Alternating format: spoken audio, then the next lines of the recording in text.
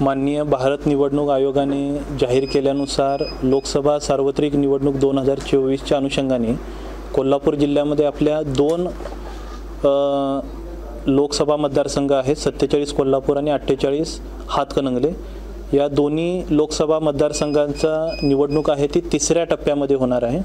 या निवडणुकीमध्ये अधिसूचना 12 एप्रिल 2024 रोजी जाहीर केली जाईल।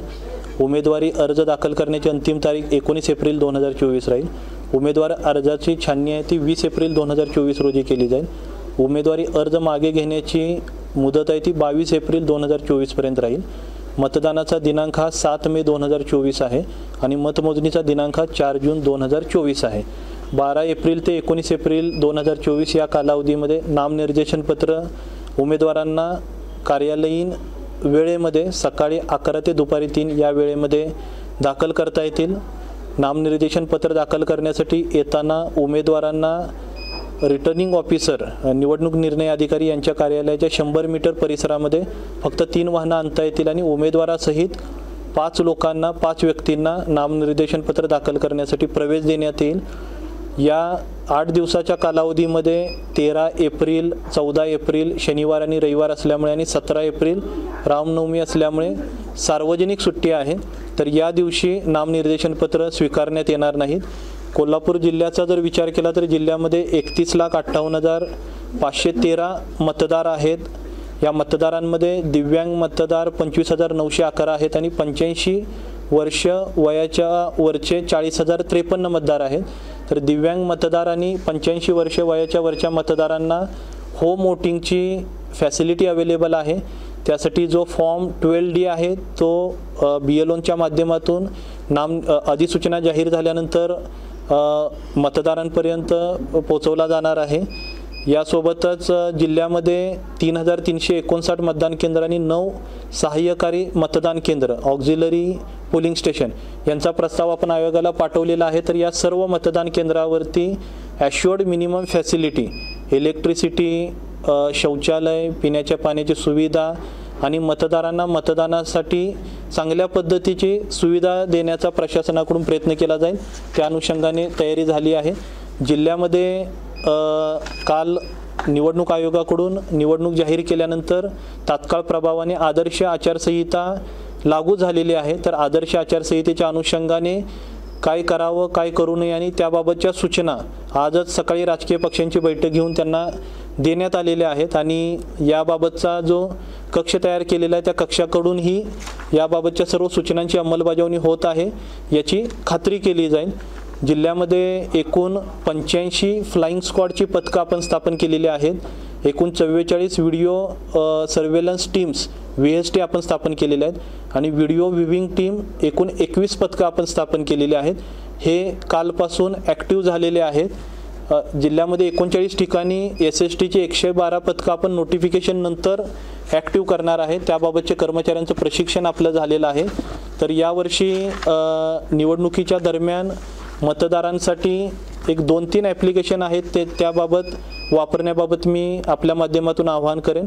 CVGILचं जे ॲप्लिकेशन आहे CVGIL ॲप्लिकेशनवरती मतदारांना जर कोणतीही तक्रार करायची असेल किंवा आचारसंहिता भंगाच्या अनुषंगाने कुठली माहिती द्यायची असेल तर त्यांना माहिती देता येईल आणि CVGIL ॲप्लिकेशनवरती तशी तक्रार आल्यानंतर किंवा माहिती आल्यानंतर 100 मिनिटामध्ये त्यावरती कार्यवाही करून तक्रारदाराला कळवण्याची कार्यवाही आणि तसं नियोजन सर्व टीमच्या माध्यमातून प्रशासनाने केलेलं आहे।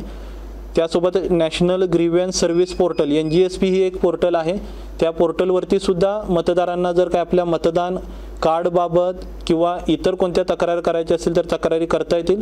त्याबाबतही 24 तासामध्ये कार्यवाही करून मतदारांना किंवा तक्रारदारांना आपण कळवू। यासोबतच एनकोर नावाचं ॲप्लिकेशन, सुविधा नावाचं ॲप्लिकेशन, हे ॲप्लिकेशन उमेदवारांना नामनिर्देशन पत्र दाखल करणं, वेगवेगळ्या परवानग्या घेणं आणि जी काही नामनिर्देशन पत्रावरती कार्यवाही आहे परवानग्या देण्याच्या अनुषंगाने ARO RO लेवलला जी कार्यवाही आहे त्या अनुषंगाने या ॲप्लिकेशनच्या माध्यमातून कार्यवाही केली जाईल। जिल्ह्यामध्ये उमेदवारांनी कोणत्याही पद्धतीची जाहिरात मीडियामध्ये देताना media certification and management committee monitoring committee media certification and monitoring committee या कमिटीचं प्रमाणीकरण त्यांना घेणं आवश्यक राहील। तर ही MCMC कमिटी जिल्हा निवडणूक अधिकाऱ्यांच्या अध्यक्षतेखाली कमिटी आपण स्थापन केलेली आणि ती कमिटीसुद्धा ॲक्टिव्ह झालेली आहे. कोणत्याही प्रकारच्या पेड न्यूजपेपरमध्ये येणार नाहीत. आल्यानंतर त्याच्यावरती कार्यवाही केली जाईल. याबाबतचं सुद्धा नियोजन या टीमच्या माध्यमातून आणि मीडिया सेलच्या माध्यमातून केलं जाते आणि सर्व वृत्तपत्रांनाही आव्हान आहे की कोणत्याही प्रकारच्या पेड न्यूज आपल्या मीडियाच्या माध्यमातून देण्यात येऊ नये.